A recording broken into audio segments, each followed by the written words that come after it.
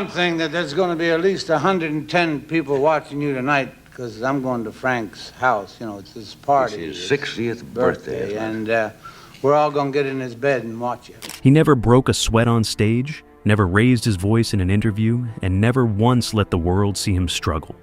That was the act. But behind the cigarette, the glass, and the effortless smile, Dean Martin was quietly building a fortune so enormous that when his family finally understood the full picture, there was nothing left to say. For over 3 decades, he out-earned almost everyone in Hollywood while pretending he did not care about a single dollar. Some men are even greater than their legend. This is the untold story of music's ultimate secret empire. The boy from Steubenville, who refused to stay small. I became a singer. I copied his style of singing. I tried to copy his acting. There are men who are born into greatness and men who manufacture it from nothing, bending the world toward them through sheer refusal to accept the life they were handed. Dean Martin was the second kind. He came from a place that did not produce legends. It produced steelworkers and barbers and men who clocked in before sunrise and came home with sore hands and quiet pride and not much else. He looked at that life, understood it completely, and decided it was not going to be his. That decision changed everything. Dino Paul Crocetti arrived on June 7, 1917, in Steubenville, Ohio, a working-class city pressed up against the Ohio River, where the steel mills ran day and night, and the air carried the particular smell of industry and effort. His father, Gaetano, had emigrated from Montesilvano, Italy, and worked as a barber. His mother, Angela, held the household together with the kind of quiet strength that Italian immigrant families depended on and rarely celebrated publicly. The Crocetti home was warm and loud and entirely Italian, a place where the language of the old country still filled the rooms and the values of hard work and family loyalty were not discussed because they did not need to be. They were simply the air everyone breathed. Dino was the second of 2 sons, and from the beginning, he was restless in a way that the structure of Steubenville could not contain. He struggled in school and left at 16 without a diploma. What followed was the kind of early biography that sounds like fiction when recounted from the far side of fame. He worked in a steel mill, loading wire into furnaces for wages that barely covered the week. He ran bootleg liquor during the fading years of Prohibition. He dealt cards in underground gambling dens where the clientele was not particularly concerned with the law.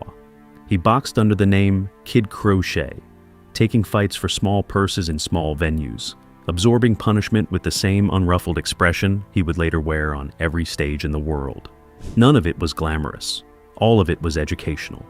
What those years gave him could not have been learned anywhere else. He understood risk from the inside because he had lived with it every day before he could vote. He understood how to read a room because his survival in more than one of those rooms had depended on it. He understood the value of appearing calm when the situation was anything but.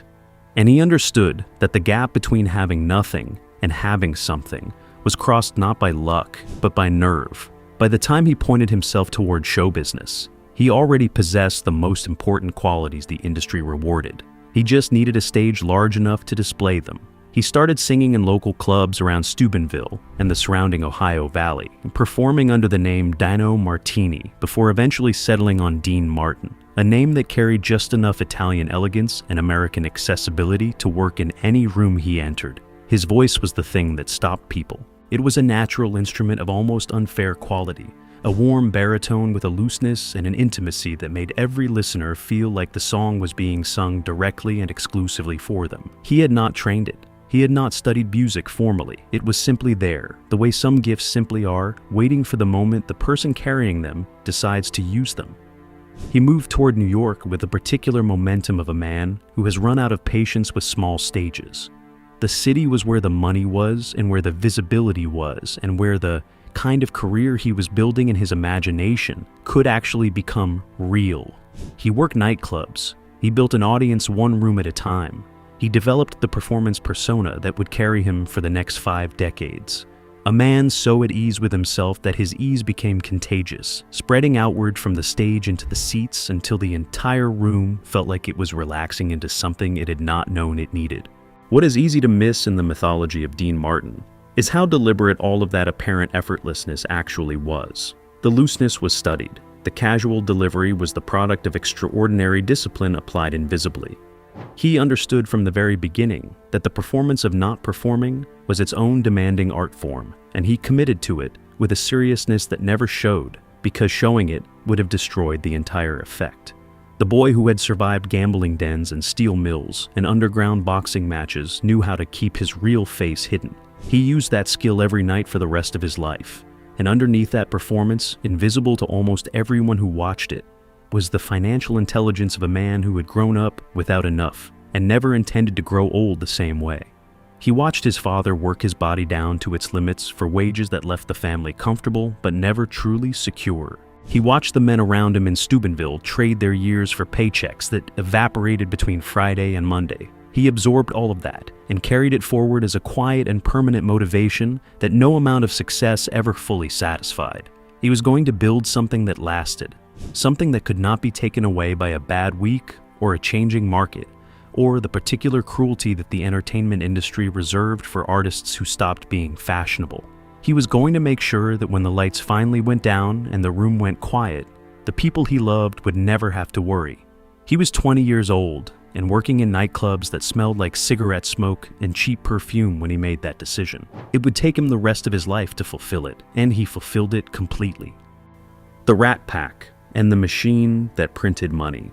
We've seen each other for 20 years.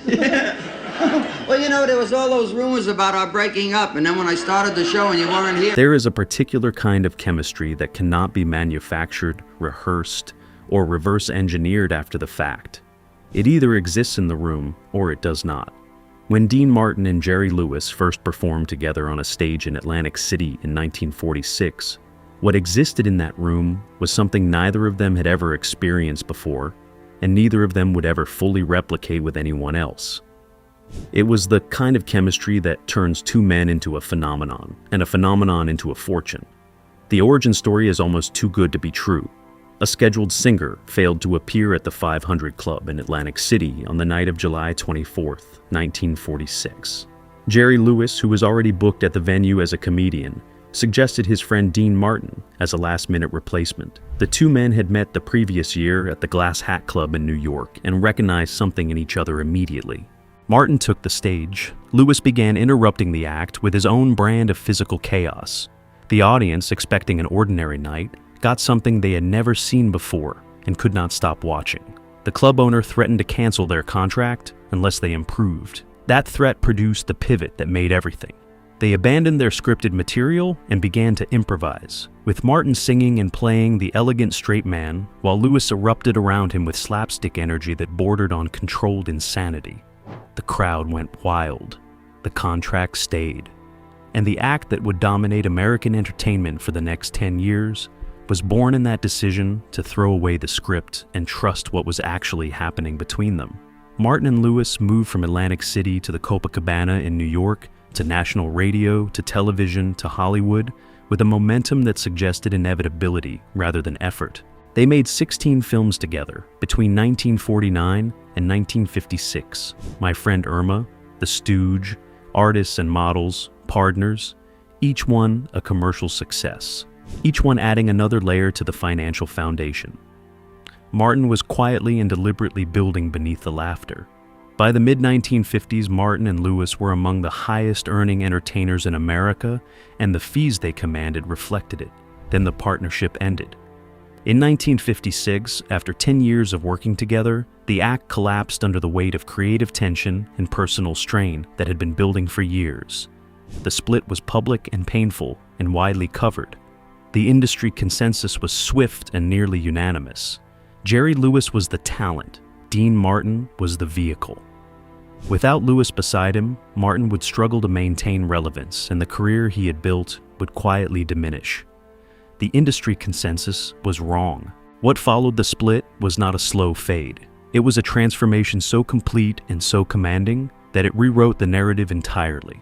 Martin emerged from the Lewis years not as a lesser act searching for a new partner, but as a solo performer of such range and magnetism that the question of his survival became almost immediately irrelevant. He recorded, "That's Amore," and the world fell in love with it. He recorded Memories Are Made of This and watched it climb to #1. He recorded Volare and Everybody Loves Somebody, and when Everybody Loves Somebody knocked the Beatles off the top of the Billboard Hot 100 charts in 1964, it was not a surprise to anyone who had been paying attention. It was simply Dean Martin doing what Dean Martin did. Over the arc of his recording career, he sold more than 50 million records globally. His music catalog became one of the most durable royalty engines in the history of American popular music, generating income not just through record sales, but through licensing agreements, film placements, television commercials, and eventually streaming platforms that introduced his voice to generations born decades after his last studio session. Songs recorded in the 1950s and 60s are still being discovered today by listeners who encounter them as though they are new, because great music does not age the way everything else does. The films built a parallel fortune. Over 50 movies across 4 decades, beginning with the comedies he made alongside Lewis, and expanding into dramatic territory that silenced everyone who had written him off as a one-dimensional performer. The Young Lions in 1958 cast him opposite Marlon Brando and Montgomery Clift, and he held his own against 2 of the most celebrated actors of the era. Rio Bravo in 1959, alongside John Wayne, became one of the defining westerns of its generation. The Matt Helm spy series in the 1960s turned him into an action star. Each contract was larger than the last. Each performance extended the range of what the industry was willing to pay him to do. Then came the television money, which operated on a scale entirely its own. The Dean Martin Show ran on NBC from 1965 to 1974, 9 years of some of the highest-rated programming on American television. The celebrity roast specials that followed became cultural events that drew the biggest names in entertainment and commanded advertising revenue that reflected their reach. For nearly a decade, Dean Martin was one of the most watched performers on the most powerful medium in the world, and the fees that NBC paid for that privilege added a layer to his fortune that dwarfed what most entertainers earned in their entire careers. The Rat Pack years layered prestige on top of earnings in a combination that proved impossible to replicate. Las Vegas shows at the Sands Hotel with Frank Sinatra and Sammy Davis Jr. sold out night after night and generated performance fees that were among the highest commanded by any entertainer of that era. The mythology of those nights, the tuxedos and the cigarettes and the particular brand of masculine glamour that the 3 of them manufactured simply by sharing a stage, created a cultural legacy that has never stopped generating value. When the accounting was finally done, the machine had printed an enormous amount of money, and Dean Martin had been watching every dollar of it with the careful eyes of the boy from Steubenville who never forgot what it felt like to have none. Relationship and marriage scandals. Fame has a way of making private men look like open books. For 40 years, the public watched Dean Martin on television screens and cinema screens and Las Vegas stages and believed they knew him. They knew the glass, they knew the smile, they knew the cigarette and the loosened tie and the particular quality of ease that made every performance feel like a private party the audience had been lucky enough to stumble into. What they did not know, what almost nobody outside his immediate circle ever truly knew, was the man who went home after the curtain came down and closed the door behind him. That man was more complicated, more tender, more breakable than the legend suggested. He married 3 times. Betty McDonald was first. They beat in 1941 when Dean was 23 years old and still finding his footing in the nightclub circuit, still years away from the partnership with Lewis that would change everything. Betty gave him 4 children, Craig, Claudia, Gail, and Dana. The marriage lasted 8 years before dissolving in 1949, a casualty of the particular pressures that come with building a career in an industry that demands everything and leaves very little room for the quieter obligations of domestic life. Jean Bieger came next and stayed longest. They married in 1949, the same year the first marriage ended, and built a life together that lasted 23 years. Jean was the stability at the center of the most turbulent and triumphant decades of his career. She was there through the Lewis partnership and the split and the solo reinvention and the Rat Pack years and the television success and all the Las Vegas nights that made the legend. She gave him 3 more children, Dean Paul, Ricci, and Gina. She was the woman who understood him well enough to stay for 23 years and knew him well enough to know when staying was no longer possible. They divorced in 1973. Catherine Hahn was third. She was 25 years old when she married the 55-year-old Dean Martin in 1973, and the marriage lasted only 3 years before ending in 1976. Their daughter Sasha was the 8th and final child he would have. 8 children across 3 marriages spanning 3 decades. Craig, Claudia, Gail, Deanna, Dean Paul, Ricci, Gina, and Sasha. He loved them in the way that men of his generation and his particular emotional architecture loved their children, with a fierce protectiveness and an enormous pride that did not always know how to translate itself into presence. He was not the father who sat at kitchen tables doing homework. He was the father who filled arenas and came home carrying the exhaustion of a man who had given everything to an audience and had to find a way to give something to his family on what was left. His children have spoken about him with a warmth and a forgiveness that says everything about the kind of love he managed to communicate even through the distance. His daughter Diana has said that her father is with her every day, that she feels him constantly, and that everything she does in her own career is in some way a conversation with the man who taught her what it meant to stand in front of a microphone and mean it. But it was Dean Paul who carried the brightest piece of his father's heart. Dean Paul Martin was born on November the 17th, 1951, the 5th of 8 children and the one who wore his father's name like a second skin. He was his father's golden boy in the truest sense of that phrase. Not because Dean Martin loved him more than the others, but because Dean Paul embodied a quality of vitality and possibility that was almost impossible not to be drawn toward. He was incapable of doing only one thing. He formed a pop group called Dino, Des Austin Billy, with Desi Arnaz Jr. and Billy Hinshaw when he was 13 years old and landed on the Billboard charts with their first single. He pursued tennis seriously enough to compete professionally. He raced cars. He studied pre-medicine. He acted, earning a Golden Globe nomination for his role in the 1979 film Players and starring in the NBC series Misfits of Science from 1985 to 1986.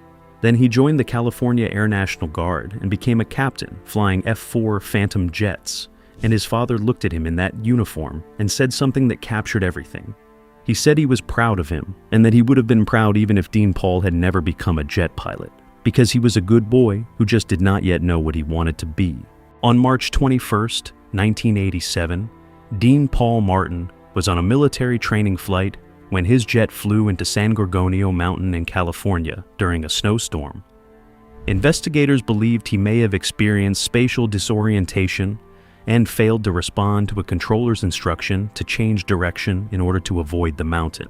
His body and that of his co-pilot were not found for nearly a week. He was 35 years old.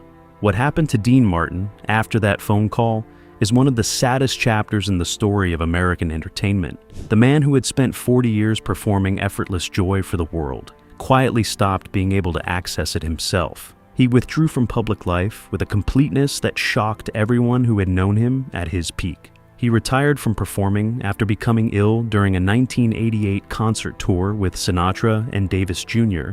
and never returned to the stage. He ate dinner alone every night at the same restaurant, Da Giovanni's in Beverly Hills, wearing the same outfit without variation, navy trousers, a light blue shirt, the same table, the same quiet. Author William Keck, who covered Martin during those final years, described what he witnessed with a precision that has never been improved upon. He said that watching Dean Martin after the loss of his son was like looking at a candle without a flame. The light was gone. The man was still there, still gracious when fans approached, still promising anyone who asked that he would return to the stage one day, still the same nice man he had always appeared to be on television. But the thing that had animated all of that was absent. It had gone with Dean Paul into a mountain in California on a snowy March morning, and it did not come back. He lived 8 more years in that condition. 8 years of quiet dinners and closed doors and the particular grief that parents carry when they lose a child. The grief that does not resolve because it is not supposed to resolve, because the natural order of things has been violated in a way that no amount of time or money or human comfort can fully address. He died on Christmas morning, 1995, at his Beverly Hills home of acute respiratory failure. He was 78 years old. The man who had made the whole world feel like a party was gone. and the party had ended years before anyone outside his circle had fully understood that it was over. What he left behind, both the fortune and the weight of everything it represented, was waiting for the family he had spent a lifetime trying to protect. $30 million, and the silence that surrounded it.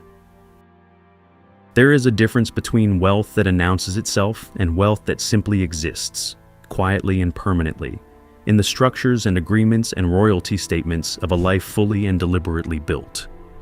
Dean Martin was never the kind of man who talked about money. He had grown up without enough of it, and that experience had given him a relationship with financial security that was serious and private and entirely his own. He did not brag. He did not perform generosity for the cameras the way some men of his stature did. He simply built, carefully and consistently, across 5 decades of work that never truly stopped generating value, even when the work itself did.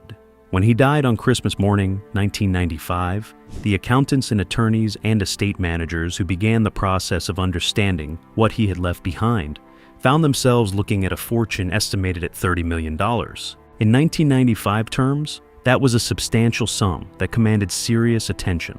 Adjusted for inflation and measured against the economic landscape of today, it represents well over $60 million in equivalent purchasing power. For a boy who had loaded wire into steel mill furnaces for hourly wages and dealt cards in illegal gambling dens for pocket money, it was the final and complete answer to every doubt anyone had ever expressed about where he was going. The mechanism through which that fortune was protected and distributed was the Dean Martin Family Trust, a legal structure established during his lifetime precisely to avoid the public spectacle of probate court and the exposure of private financial arrangements to outside scrutiny. His former wife, Jeanne Baeger, and his longtime business manager, Mort Viner, were named as co-trustees, a pairing that reflected the two relationships that had anchored the practical dimensions of his life most reliably. Jeanne had been his partner through the most productive decades of his career. Viner had managed his business affairs with a discretion and a loyalty that Martin trusted completely. Together, they were the right people to oversee a legacy of that size and complexity. The terms of the trust have never been made public. Who received what, in what proportions, and under what conditions remains unknown to anyone outside the immediate family and their legal representatives. That privacy was not an accident. It was a deliberate choice made by a man who had spent his entire career controlling what the world was allowed to see and who extended that control into the management of his own estate. The King of Cool was cool about this too. The money was the family's business. It was not the public's business, and the structure he put in place ensured it stayed that way. What can be assessed is the architecture of the assets themselves, and that architecture tells a story worth examining carefully. The Beverly Hills property was among the most tangible expressions of what he had accumulated. He had purchased the lot in the 1970s for $120,000, a figure that already reflected the premium attached to that particular address in that particular city.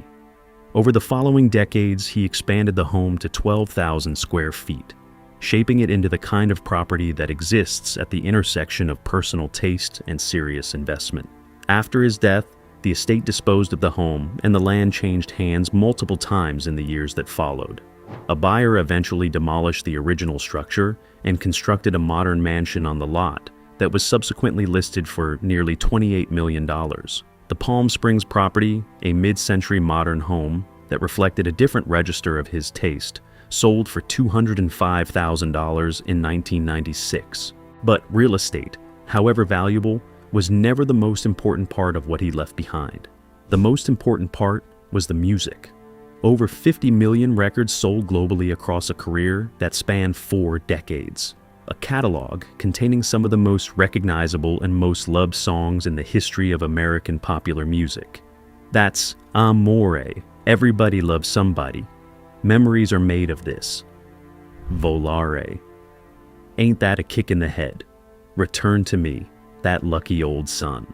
Songs that had been recorded in studios that no longer existed, pressed onto formats that had already become obsolete twice over, and were still being played constantly on radio stations and streaming platforms and in restaurants and films and television programs around the world. Royalty streams do not retire when their creator does. They continue generating income for as long as the music continues to be used. And Dean Martin's music has shown no sign of being used any less as the decades pass. If anything, the opposite has occurred. Streaming platforms have made his catalog more accessible than at any previous point in its history, and the numbers reflect a sustained and growing audience that includes enormous numbers of listeners who were not alive when he last performed. The estate and his heirs have benefited from every stream, every license, every film placement, every commercial that chose one of his songs to carry its emotional weight. The film library operated on similar principles. Over 50 movies still being licensed, distributed, and watched. Rio Bravo alone has never been out of circulation since its release in 1959. The Young Lions, Some Came Running, the Matt Helm series, the Ocean's 11 original, all of them generating licensing revenue that flows back to the estate and through the estate to the family that bears his name. The television archive added yet another layer. 9 years of The Dean Martin Show. The celebrity roast specials. Programming that, the nostalgia market and the classic television licensing market have continued to value and distribute across multiple platforms and multiple generations of viewers. Taken together, the picture that emerged from the accounting of his estate was not simply the snapshot of a $30 million fortune, frozen at the moment of his death. It was a portrait of an ongoing enterprise, a catalog, and a library, and a name that kept generating value in every year that followed, compounding quietly and permanently in the background of everything his family did and everything his legacy touched. The fortune did not leave his family speechless because of its size alone. It left them speechless because of what it revealed about the man who had built it. Behind every effortless performance and every casual smile, and every night at Da Giovanni's eating alone in navy trousers and a light blue shirt, was a provider of extraordinary deliberateness and foresight who had been thinking about their futures long before they had the capacity to think about it themselves. The candle had lost its flame, but the light it had cast was still everywhere. The legacy that keeps paying. Step all the way back from the numbers and the trust documents and the real estate transactions and the royalty statements. Step back from the Beverly Hills estate and the Palm Springs property and the 50 million records and the 50 films and the 9 years of network television. Step back until the full picture comes into view, and what you see is not a financial portfolio. What you see is a life. Dean Martin lived 78 years and filled every one of them with something. Music that the world could not stop playing. Films that redefined what he was capable of every time he chose a role that surprised people. Television that brought him into more American living rooms more consistently than almost any entertainer of his era. Las Vegas nights that became the standard against which every Las Vegas night that followed was measured. And underneath all of that, running parallel to the public story in a register that almost nobody outside his family ever had access to, a private life of enormous complexity and enormous love that the legend consistently undersold. He was not the easiest man to know.